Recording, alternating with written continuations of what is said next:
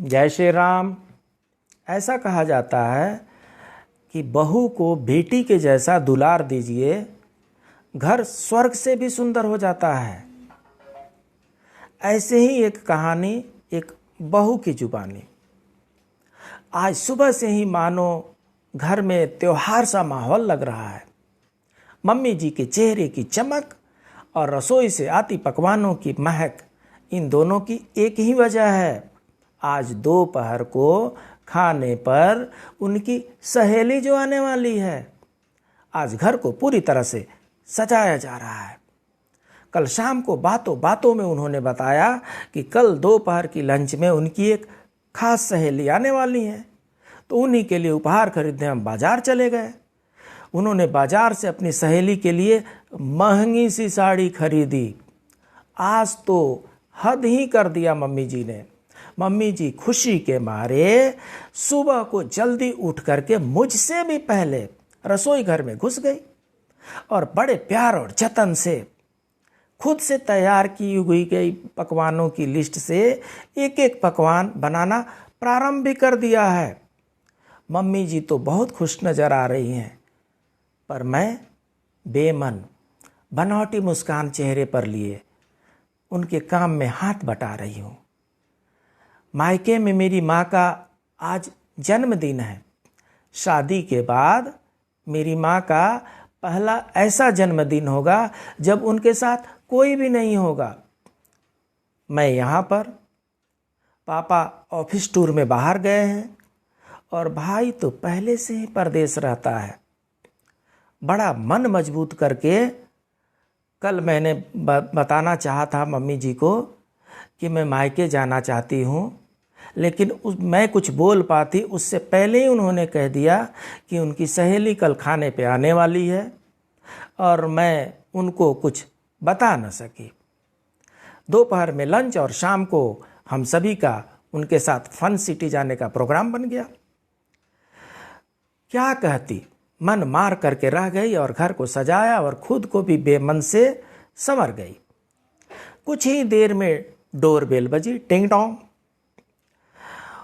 और डोरबेल जब बजने के बाद से मम्मी जी ने कहा, जा करके दरवाज़ा खोलो और मेरी सहेली का स्वागत करो।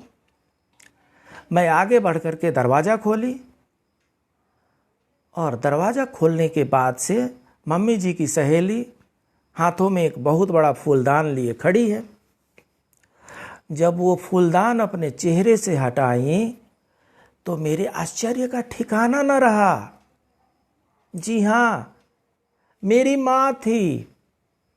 मम्मी जी ने पीछे से कहा, मेरी सहेली का स्वागत नहीं करोगी?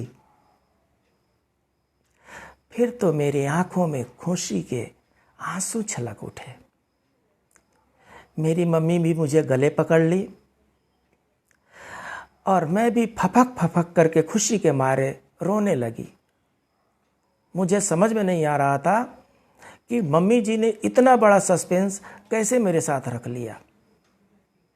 एक तरफ मेरी माँ मुस्कुरा रही है और एक तरफ मम्मी जी अपनी मुस्कान की छटा बिखेर रही हैं, और उन दोनों के बीच में मैं अपने किस्मत पर इतराती हुई आंसू टपका रही हूँ, भावों के सागर में डूबती जा रही हूँ।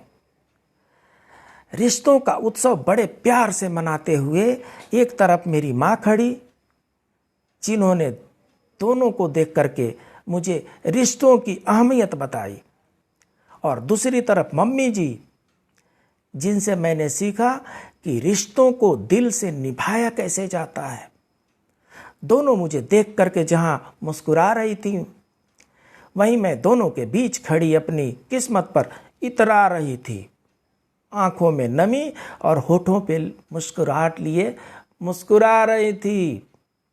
इस तरह से हमने देखा रिश्तों में बदलाव। मम्मी जी ने कहा, क्यों समधिन समधिन सहेली नहीं हो सकती क्या? जब अपनी बहू को बेटी बना लिया जाए तो समधिन समधिन जरूर सहेली हो सकती हैं। और रिश्तों का ये बदलाव उस घर को स्वर्ग से भी सुंदर बना देता है। अपने घर में भी ऐसा प्रयत्न करके देखिए, अपने घर को स्वर्ग से सुंदर बनाइए, अपने बहू को बेटी बना करके रखिए, देखिए आपका घर कैसे स्वर्ग से सुंदर बन जाता है। जय श्री राम।